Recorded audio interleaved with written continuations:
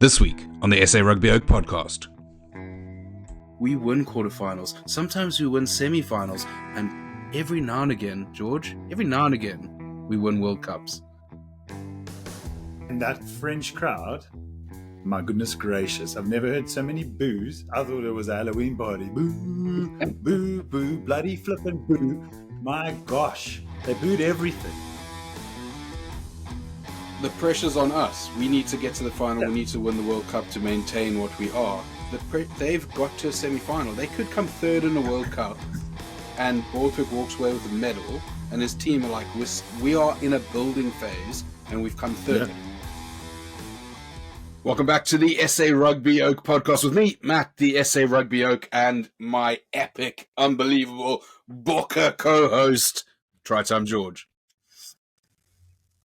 Yes. Oh, I feel like I've aged 17 years. Oh, George. Well, it was a hell of a quarterfinal week. To be honest, I've got a semi just talking about it, but we will start off the week with a little bit of a roundup because we went in pretty hard at the World Cup, the 2023 World Cup in France. We went in pretty hard a couple of weeks ago. For the pool stages being some of the worst pool stages we've ever seen, certainly for the reason of scheduling, meaning we'd have a week with a couple of good matches, then trash for 2 weeks, then a couple of good matches, then trash for another few weeks. We did say at the time it would probably mean that the quarterfinals would be amazing, and George, they've been incredible. Best weekend of rugby to date. Unbelievable. It was, it's like I've said, I've just aged probably more than 17 years, but what a bloody weekend. Wowza. It was absolutely fantastic. I mean, look, we had started off the weekend with Wales coming from, I think it was 10-0 up to lose to a resurgent Argentina, one must say, at 29-17 in the end. Devastating for a young Wales team who I thought were playing pretty fantastically throughout the tournament. Very, very well coached, and elation for Puma's side that have come out of nowhere to book a semi-final spot. Checker, done the business. He did something similar in 2015, didn't he, with the Aussies? But they celebrated like they won the World Cup, the Pumas. But considering where Wales were, remember we played them before the World Cup, and it was their like seaside, but we demolished them. And you were like, you wrote them off. I was like, no way. It's obviously they had a nice pool, but wowza. Another, but they used that time since the Boks game to significantly improve their play, and it was great to watch through the tournament. They were probably the form team on that side of the draw. I know you've got England as well, which we'll talk about in a minute, but Wales really under Gatlin, he's one of those guys who just, despite being a Kiwi, he gets the DNA of Wales. He really understands them and what makes them tick. And he's a master tactician, whatever you want to say about him, whether he's a puss or whether, a clown, whatever the New Zealand media call him. He's a very, very good coach. And it's sad to see them knocked out, but we'll take one for the Southern Hemisphere, ding, ding. Second game of the quarterfinals, I thought was one of the best rugby matches I've ever seen. Absolutely astounding. Ireland, you almost have to feel for the fans in losing 28-24. Really, what an incredible game. It was another one for the books. And the Irish, they were the informed team, 17 on the trot, right? 17 wins. This is the 18th, hopefully, to get the record. And to be honest with you, I mean, obviously, a few weeks ago, I said New Zealand would be the team to beat them. But there was a little bit of you thought, they got this. But New Zealand you can't fault them. Not a single handling error. That was an incredible stat. I didn't realize that at all. New Zealand came out and played a champagne New Zealand rugby match, and they strangled the Irish. And I called it. I'm not just going to say I called it. I did not think Ireland would have the minerals to get past New Zealand, who have their backs against the wall, who weren't taking anything for granted, who were desperate to get a result. Ireland were desperate to get a result as well. And as much as I feel for the fans who brought so much to the World Cup in the songs they were singing, in the vibe, zombie song, that was pretty funny, to be fair to them. That was pretty good. There's a new version now. Rusty. In your head. Apologies for the singing, but we don't need to for our team to play well. But the Irish, you know what? I laughed loudly when the Irish got knocked out, because, to be honest, they had crowned themselves world champions a year ago, and it was an absolute disgrace. I know us South Africans are arrogant and we come across as talking shit about our rugby team all the time, but you know what? We win quarterfinals. Sometimes we win semifinals, and every now and again, George, we win World Cups. So I think we've got a little bit more juice. every time we're in a final, we win that final. Well, exactly. To date. Yeah, to date. Look, it's a long way to go still, and we'll talk about that a little bit later on. But look, New Zealand, absolutely outstanding. Rico Ione with a little chirp at the end there for Sextons, got him to bite at the end as his little farewell from rugby, and I thought it was fantastic. If you want to dish it out, Sexton, if you want to dish it out your whole fucking career, take a little, at the end there and do it with class. But obviously, he couldn't do that before he walked off the field. Well, couldn't do it before the World Cup either, could he? When he chirped, was it Jaco Paper, one of the refs? Look, he will never, for me, go down as one of the all-time greats, because, first of all, never won anything significant other than a second-tier competition in the Six Nations. I think he won 2 Grand Slams, missed out on the last Lions tour, and actually is quite almost the opposite of what we want to promote in the rugby values. But a very good number 10, and we'll give him that. Yeah, I mean, he's also scored many a try this World Cup. So, but that's it. Now he's gone. Now he's back on the plane. Bye, Felicia. Yeah, I'd actually quite like Ronan O'Gara to come back for one last season and just get the points record back from him. I think he could do it as well. Swiftly moving on, George. England, Fiji. Imagine scraping a win against Fiji as a tier 1 side. England struggled. They got a little help from the old whistleblower, but they made it across the line and probably broke everyone's heart, because everyone wanted Fiji to win, didn't they? Everybody. Fiji's everybody's second team, and like you said it now, they struggled. I think for 60 odd minutes of the game they were sort of in control-ish, and then Fiji for 20 minutes gave them hell. But for, like you said, a tier 1 nation, they should be not brushing past Fiji, but they should have comfortably won that game. But it was, 6 points? Oof. It was 6 points. It was 30-24. Apparently there was a yellow card they went a big in. I don't know. Well, look, I'm not going to say...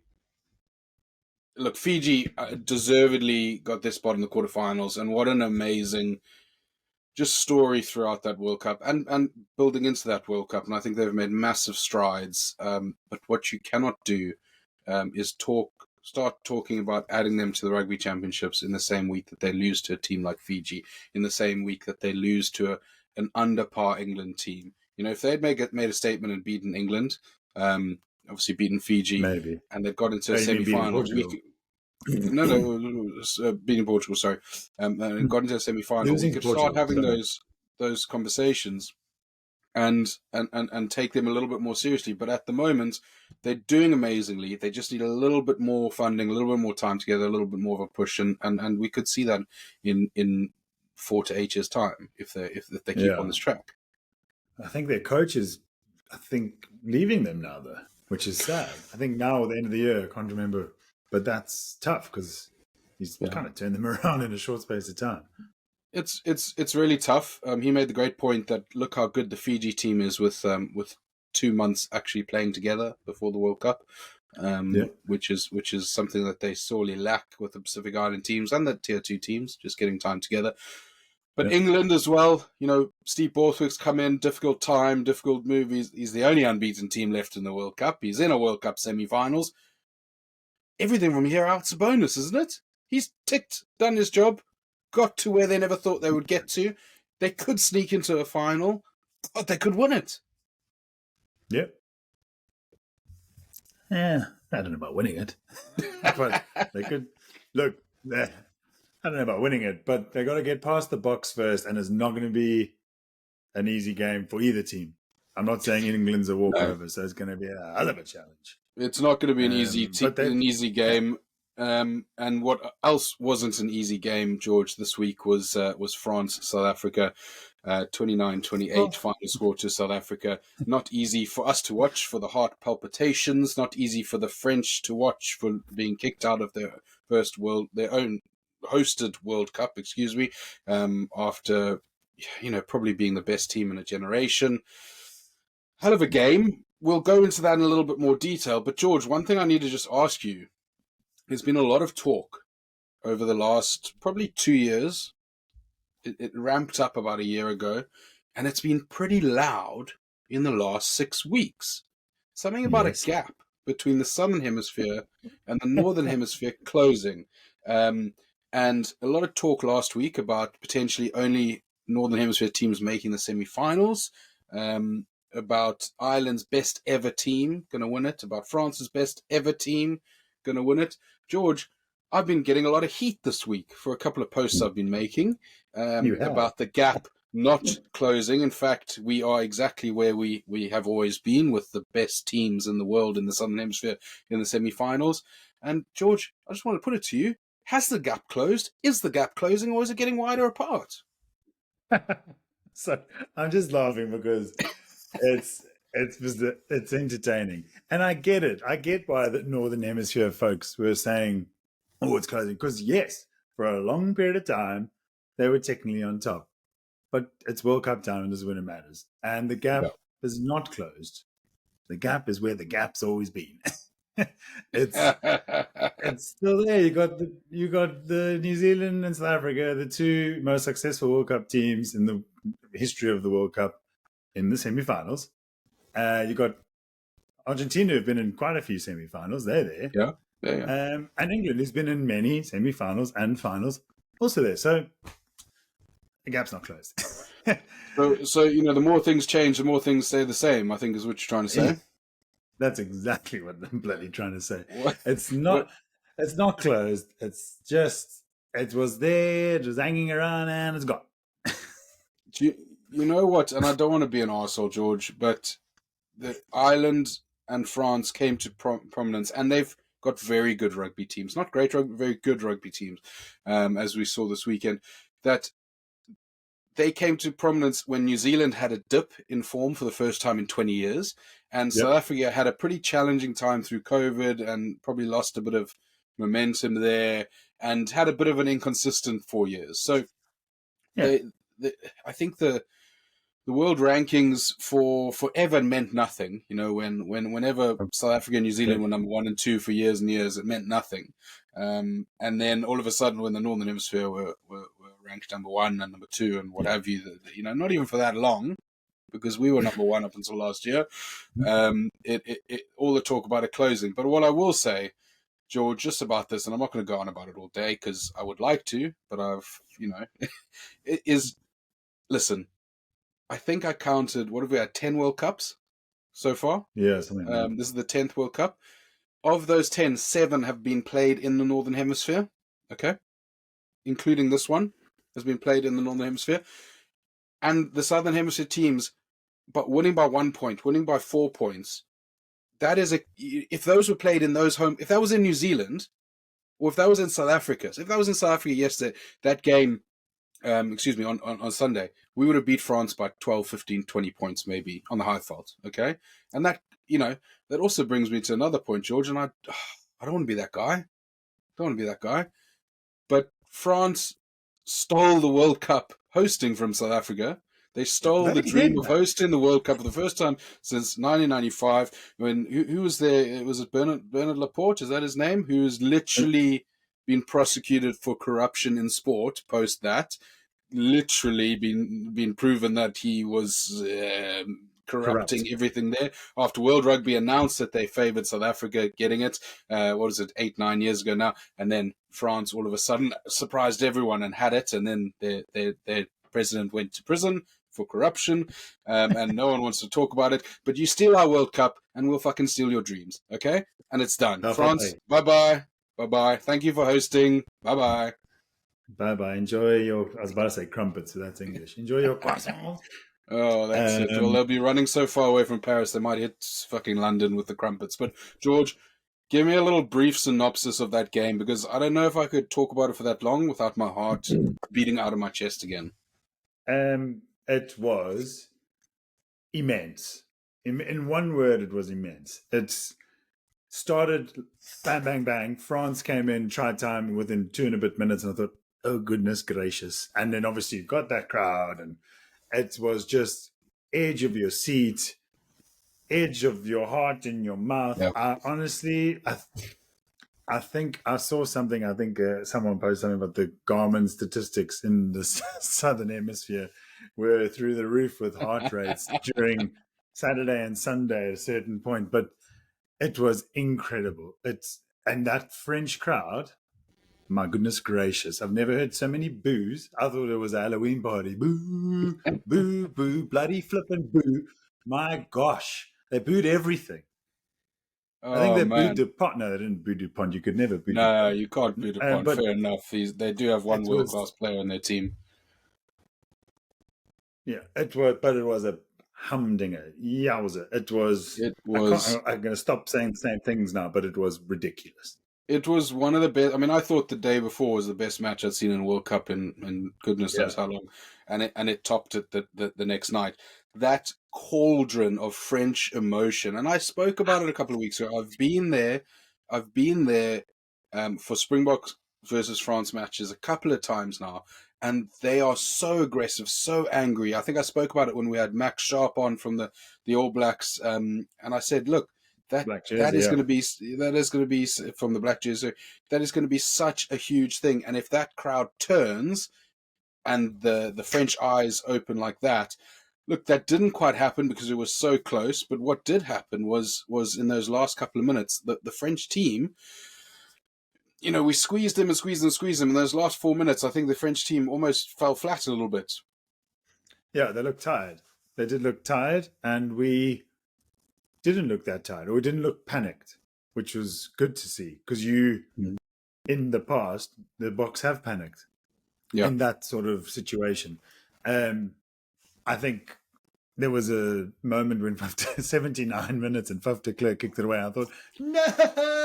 I thought, it always happens. And I was like, dude, there's 30 seconds, and they had to play another 3 minutes. It's like the Oak was trying to kill us. And then he fixed it by gripping the ball away. So I'll play Fafi, but that I thought, my goodness, just hold on. Because we did it in the World Cup final where we held on for like 2 minutes, we carried on. And I thought, we're just going to do that. No, we're going to kick it. We're going to mess with them. But look, that game let's go back to the crowd. I'm happy the ref wasn't influenced so much by, because they would make noise and to be fair, I don't like bad-mouthing players, but I've never seen a bunch of players shout at a ref so much. Not like in football, like when they shout at the ref for getting a yellow card, but like there were 20 captains on the field. And Springboks did it as well, but not as much. I saw like Faf would shout and Dion Fourie spoke a lot, but it was like 6 of the French at once, like, and you're like, the ref's like, shut up. Have you never watched Ireland play? No. Never, no. But Ben O'Keefe was. Look, I'm going to say it. We got a bit of rub of the green. I don't think anything more than what would be a normal range in a normal match. Okay. Yeah. I think you've got a lot of the refs getting a lot of grief. Only out of Paris, but a lot of grief. On the socials, Boks robbed, Boks cheated, this or that. You look at the breakdown, which everyone's complaining about. Everyone's complaining about the Boks slowing down the breakdown. I thought Ben O'Keefe was frustratingly good at balancing that breakdown, because he gave both teams the opportunity to slow the shit out of that ball, and it frustrated the hell out of me. But he gave it equally to France as he did to us, because France were doing that the whole of the first half, and we did the same. We learned from him, did the same in the second half, and why not? If he's not blowing it, you know, you play it. But that's weird. There was something that was driving me crackers. Something that drove me crackers was, I don't know if I know the rule properly, so I might have misinterpreted. But when the ref says use it at the base of a ruck, I don't know. I'm pretty sure it's 5 seconds. Dupont had half an hour. You can sing Happy Birthday in the time. Yeah. Like you can do it in Xhosa if you want. That annoyed me, but then I don't know if we did the same. I might have switched off, but that took forever. Yeah, look, the main talking points, I think that I agree with you there. The main talking points were probably Urban's yellow card, not upgraded to a red. I thought that was fair. I thought the guy had his knee on the ground and he was bending. Like 12. I think what's happened is the Curry incident happened in the pools, and World Rugby said we can't have this happen every game. We have to be more sensible about it. And it sucks at that point that they worked it out, not before the World Cup, but they worked it out. And you look at that tackle from Urban, it's clumsy, but it's not malicious or reckless. He tries his best to go down. He bends in half, his knees on the ground, and we suffered in that period. In that period. It was a time where I was watching with my dad while we were on holiday in Greece, and in your hometown. And I was like, we're not going to come back from this. It was only 5-6 points ahead that they were, but I was like, I just felt like this was the stranglehold. Obviously, Evan came back, had a barnstorming rest of the match. But what was interesting is that we weren't afforded the same review when Peter Steff got head-on-head contact, which sent him off for the HIA. And funnily enough, that the French media didn't show the replay in the stadium to get anyone excited or to get the match officials to look at it. But I have since seen it, and that 100% deserved to look at. So there's balance. Whenever you say, and look, if we had lost that game by a point, we'd probably all be shouting about it. But look, I think he did as best he could. And look, you've got the Urban slapdown incident, which apparently went backwards. Okay, I'm not. They checked it. They checked it. My stream actually cut out at that point, so I was completely unaware of it. But if it went backwards, it went backwards, and if they checked it, you again can't. They didn't do a whole review, but the TMO said to Ben, "It's fine." Went backwards, so it was checked. But obviously, the crowd didn't get to see it on the screen, so they all lost their mind. And then the people at home who did obviously turned the TV off when it came on, because they were like, "Oh, it went forward." It did not go forward; it went backward. And then probably the other one that we need to talk about is Chessy's little charge down there. What a guy! What I mean, you can tell that his cousin is like a gold medal sprinter, right? World record holder. World record holder. I've seen the video. Thanks to Ball Carrier for putting that up. I'm not sure, George. I think he jumped early. I fucking hate saying it, but I think he jumped early. I think he might have gone a split second early. But look, the minute Ramos's shoulder moved because he was going, Chesy was off.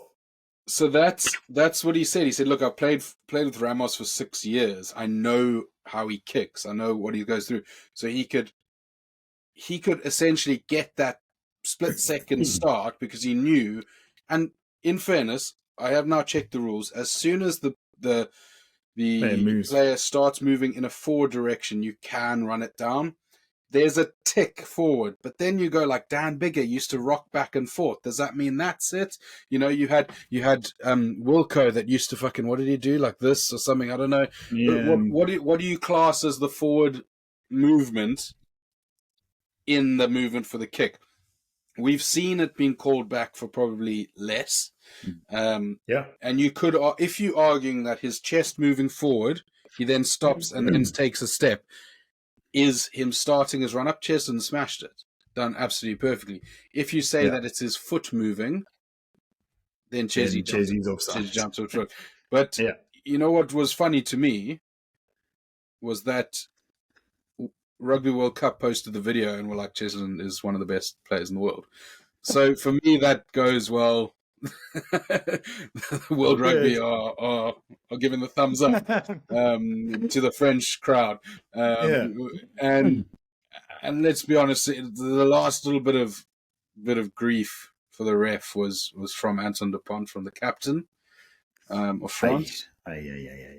Yeah, not Ayoba. You don't as the captain of a team say that sort of stuff. I get he was frustrated, so I get it. I know heat of the moment.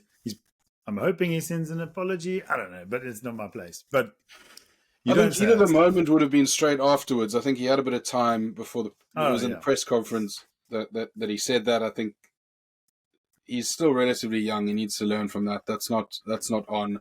You know, if Russie's going to cop a bunch of crap for doing, you know, this kind of thing, why shouldn't the French captain? To be honest, and there's been not much said about that. World Rugby haven't made a statement about that. Well, actually, they have made a statement about that, because actions, George, speak louder than words, and the action was Ben O'Keefe gets a semi-final. So they've obviously gone, Ben O'Keefe's reffing was absolutely fantastic. We're going to award you with a semi-final. Congrats, and let's move on. Despite Dupont's bitching and moaning, his coaches came out and were very gracious, and you know, rugby's rugby. You don't lose it. You play 80 minutes and there's 2 or 3 calls that go against you. That's not losing the game. I think I said a couple of weeks ago, I said we would take France to the gutters, right? And it would be a dogfight. And I said France will have no business holding up to that. Fuck me, was I wrong? Because they were down in the gutters with us. In fact, they were like Hit the Clown in the sewer, looking up at us. They were so ready for us. Want a balloon? Want a rugby match? They were so ready for us in the gutters that they were in the fucking sewers. And that speaks to the fact that all their tries were scored by forwards, and all our tries were scored by backs. Like, it was except our first three. And so we were playing the wide game, and they were playing the tight game, and I just thought, what a fantastic spectacle for rugby. It's sad that was a quarterfinal, because I generally think that there's a thing about a semi-final that if you lose in the semi-final, obviously you're heartbroken, but there's still a bit of respect there. I think the fact that you've lost in a quarterfinal, it's kind of a bit of a... It's a shit one, isn't it? And these 2 games should have been the semi-finals. Without a doubt. Absolutely. They are, like we've said weeks ago, 2 different tournaments, basically. It's like the World Cup and the Shield. And then... so like the Rugby Championships and the Six Nations. Yes. We do have a good time. George, there's something else I wanted to talk to you about, and I've never played in the back line. I know you've played everywhere in the forwards, but I to be honest, I did play once. I played wing once, and I ran straight at a guy. I caught the ball and ran straight into a defender and got tackled and lost the ball. My coach was like, you're supposed to step or try and move out the way. And I was like, I've never played wing. Anyway, terrible career in rugby. But George, what I'd never seen, I don't think anyone had ever seen, was someone to call a mark and then ask for a scrum. I didn't even know that was a thing. I didn't know you were allowed to do that. No idea. I don't think anyone had, except for Ben O'Keefe, had an idea that was a thing. And Damien. And that is the beauty of Russie Erasmus, you know?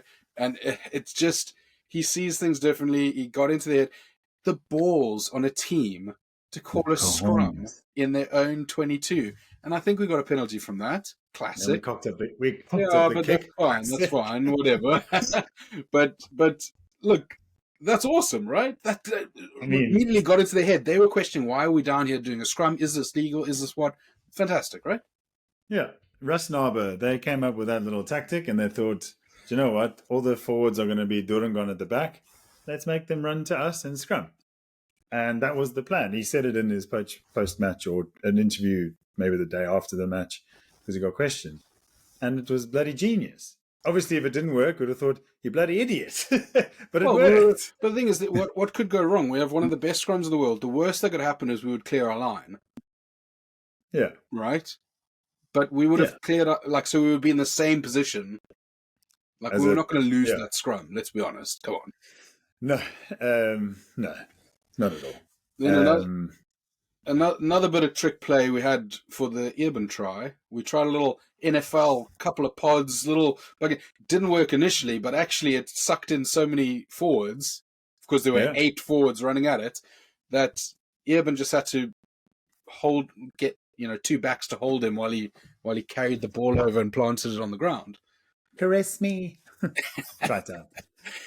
That was some manpower, just bulldozing 2 guys like they weren't nothing. He just ran right in. It was beautiful. What cojones. And it was similar to the kind of trickery we saw in the 2019 World Cup final with the Dwayne Vermeulen setting up a pod in midfield. I love that about the move. I love that about this Russ Narber, as you call it, Springboks. They're not afraid to just throw the cat amongst the pigeons. There were some early substitutions I was very worried about, including Mani Lebok, who had a great game for the 43 minutes he was on. Obviously, Pollard coming in, slotting that long, field goal. He also didn't necessarily take anything away from the defensive efforts, so that worked out fine. But when all those changes came that early, George, I was worried. I thought there was either injuries or I didn't think we were giving up, but I just thought, why so soon? Why? I mean, it worked out. It worked out in the end, but I have no idea why it was so soon. But it was part of their plan because they just swapped both 9 and 10s. You go. Now we played a slightly different game plan with those 2, sort of. Like I said, I was a bit worried, like you said as well. But it did take a bit of time for those changes to actually gel, which I don't think was worth doing that early on. I mean, no. And then I was stressed about Sia going off as well, to be fair. I thought he was injured. I didn't see him limping or anything, but I thought, why is Sia going off now? He was my triple tackle captain or whatever on fantasy. And I was like, why are you taking him off so early? Devastating. But anyway. But it did take a little while. Like I know Pollard he missed a couple of tackles and he was found wanting a few times, but made up for it with the kick. And I know there's controversy about Kocha stealing the ball before the kick, but hey. It happens. Hey. The breakdowns. It happens. The breakdowns, the breakdown's always a bit messy. Let's be honest. If you had to slow down and take photo frames of everything, every breakdown, you'd find it from the side. You'd find it, on your hands first. It'll be an NFL game. You'll be there for 4 hours. Exactly, but usually dominance prevails, and we started showing that dominance, and that was great to see. Because we're going to need it, George. We're going to need it for the World Cup semi-finals against an England team who are unbeaten in the World Cup, who may have scraped a win against Fiji, as we spoke about earlier, but are going to have some serious, as Pollard was questioned in his press conference, going to have some serious beef with the South Africans, because a lot of them played in 2019 World Cup, came up short, actually got embarrassed a little bit by South Africa. Let's not forget what they did in the semi-finals, against New Zealand last year. Destroyed New Zealand in 2019. That was their final. So people will be saying, was this South Africa's final against the French? And you know what I say to them? No, it wasn't, because we still got some petrol in the tank. So don't come here. I think we need to be very careful that we don't go in there without doing as much work as we have done against France. Because England have the players and the pedigree as probably the best ever Northern Hemisphere team that we do need to respect. There's some quality players out there. I think we should beat them, and we should beat them by 10 points. But it's a semi-final. Everything's on the line. We have to go in there hard. We have to smash them. We have to fuck them up physically, as per usual. And we've got to come out of there with min injuries and get to a World Cup final. That's it. That is the aim of the game. But yes, I agree. Don't go in there lighthearted, and we won't. We will not go into that game lighthearted. Give England a bit of respect, because I don't know how many of the guys are in the squad now or there in 2019 and felt that pain. So they will come into this game for blood. They are going to come, and we will not. I know we will not take them lightly. It's a bit of banter, but last time we were severe underdogs in the World Cup final. I remember the night before getting contested in down-downs again with some English guys because they were laughing that I was wearing my Boks jersey, and I beat them in the down-down and we beat them in the final. I'll stop talking now. But we will now. They're the underdogs now, and they're in a better position. Really, it's nicer to be the underdog because then you come and try and smack the big dog in the face. The pressure's on us. We need to get to the final. Yeah. We need to win the World Cup to maintain what we are. They've got to a semi-final. They could come third in the World Cup, and Borthwick walks away with a medal, and his team are like, we are in a building phase, and we've come third. Yeah. Next World Cup, we will win it. If we don't win this World Cup, or at least get into the final, put a hell of a show on, we've regressed massively. So it's a really strange dynamic that we're going in, and probably you're exactly right, the opposite dynamic of last World Cup. But you know what, George, we're going to fuck them up physically. I'm going to say South Africa by 12. What are your predictions? I think it's going to be a scrap, but I'm going to say South Africa by 16. Oh, ballsy. Well, I said 8. I said 8 last week, and we won by 1, so I might be very wrong. But as long as we get that W, George, and whoever's watching this wants to send some money across for us to go to Paris to watch the final. We're both based in England, so it won't be that long to go. We can actually drive over, to be honest. If you just get us tickets, it'll be fine. Yeah. Maybe accommodation. But look, it's going to be a cracker. George, hopefully you'll come down to London to see me. We're going to have a little bit of a viewing party down in London, invites only. And listen, I've thoroughly enjoyed chatting to you about one of the best Boks matches I've seen in my entire life. It's been emotional. Thank you, everyone, for listening. Please remember, like, subscribe, hit us up on YouTube, drop us some comments on Instagram, follow us on Spotify. Every like, subscribe, listen, everything helps us grow the podcast and continue to do what we do. We don't get paid for this. We do this all for our own money to try and get you guys engaged, and we absolutely love doing it. Please also head over to George's Instagram page to add some follows to that at TryTime George. I know I've been banging the drum over the last couple of weeks, but we got to get him up to a respectable amount. But we love doing this, guys. I know it's been a week off. We're going to start sending these out on a Thursday now, I think, going forward. After the World Cup, we'll take a little bit of a break and then head into the Champions Cup and the URC season. But please, keep on commenting, keep on liking, keep subscribing. From us here at the SA Rugby Oak podcast, thank you and good night.